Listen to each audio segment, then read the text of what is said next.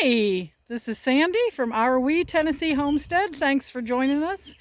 I wanted to take you on a little walk today. We were looking around outside. It's been a beautiful day in the 80s. It's been great.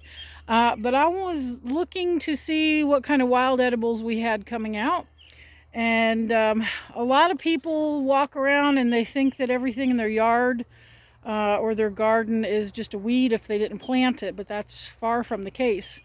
So we do have weeds. We have a ½ acre of ragweed that I want to get rid of. But anyway, so I just wanted to take a couple minutes and just show you some of the wild edibles that we have. Back in the Depression days, one way that a lot of our ancestors survived was foraging for wild edibles. And that's something that Tim and I have been studying, me a little bit more than Tim, but I want to caution you, make sure if you eat anything wild that you have absolutely positively identified it, and there's lots of different resources to do that. I've got books, I have apps, I have websites, and I have Facebook groups, and I double check things and everything. But we've eaten quite a few wild edibles, so I'm going to flip the camera around and I'm going to just show you a couple things. So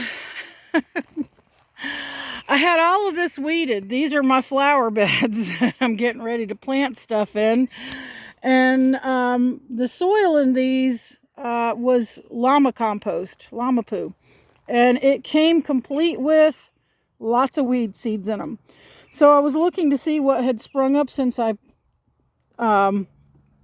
last weeded it, because it was empty. There were no weeds. So the first thing I wanted to show you is, well, most of you know what clover is. So clover, both the leaves and the flowers are edible. There's a look-alike for clover that I will show you once I get to a different part of the yard.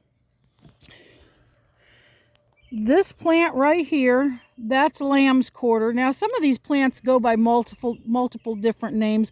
Lamb's quarter can also be called wild lettuce and a whole bunch of other things. I've got one pulled up here. You can see a little bit of red on the root there. The undersides of the leaves kind of have like a white coating, but that can be used like spinach. And like spinach and like broccoli and some of the other vegetables that we consider normal that we eat from the grocery store, if you have gout or some of those other arthritis, some of those things, you don't want to eat this kind of stuff every day because of the let me see if I can remember the oxalin.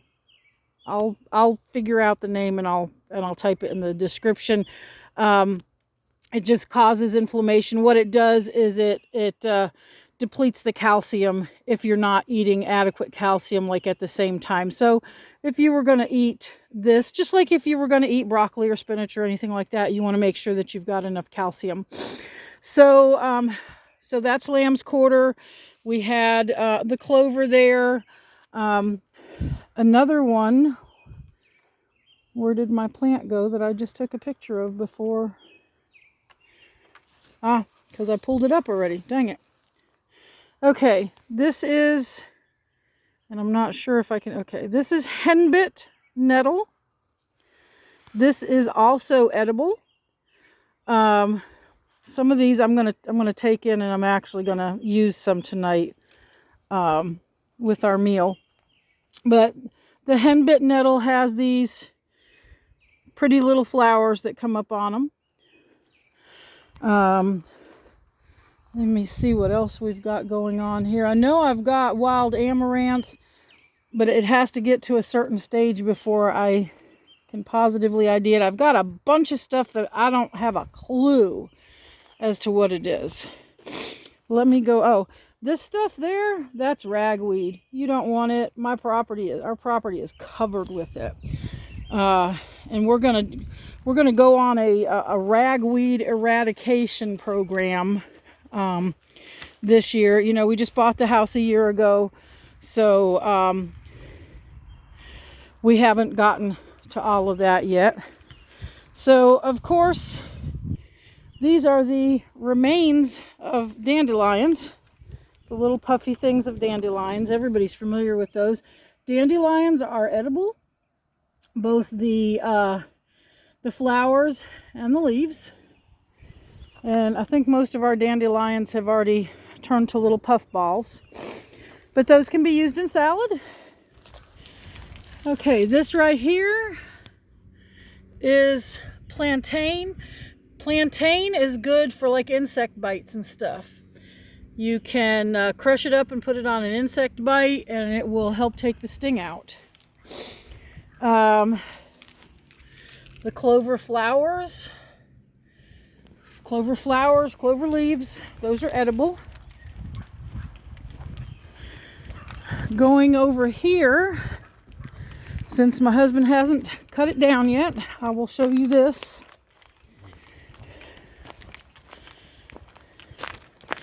Okay, this is sow thistle. As it gets bigger, the leaves get pricklier, but sow thistle is edible.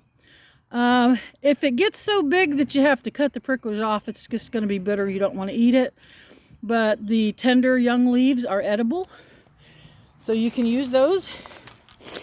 You know, with grocery store prices getting up higher, more and more people may be looking for alternatives. We've got lots and lots of clover in our yard.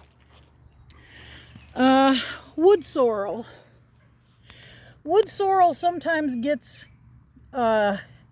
confused for clover because it's got leaves that look similar, but wood sorrel isn't, and it is edible. That right there is some more edible right there. Not sure about those. There's a lot of stuff growing in our yard that I have to look at, but you know, a lot of it has either edible or medicinal purposes. But anyway, that's just a few things that I wanted to show you guys. We are in the process of doing some work today, and I just wanted to take a few minutes looking to see if I see anything else. See, we've got lots of plantain all over the yard. You know, a lot of the things you walk on are things that are good for you that you can use in your medicine cabinet or your kitchen. Lots of little clover.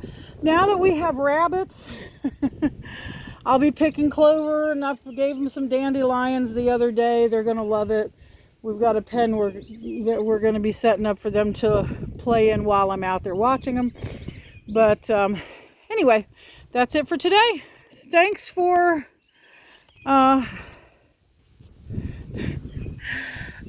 joining us. Check us out again on our next video. Please hit the like button, the subscribe button. Share if you think somebody might be interested. Hit that little notification bell. You'll get a notification when we do post a video. Trying to get better at posting them more frequently.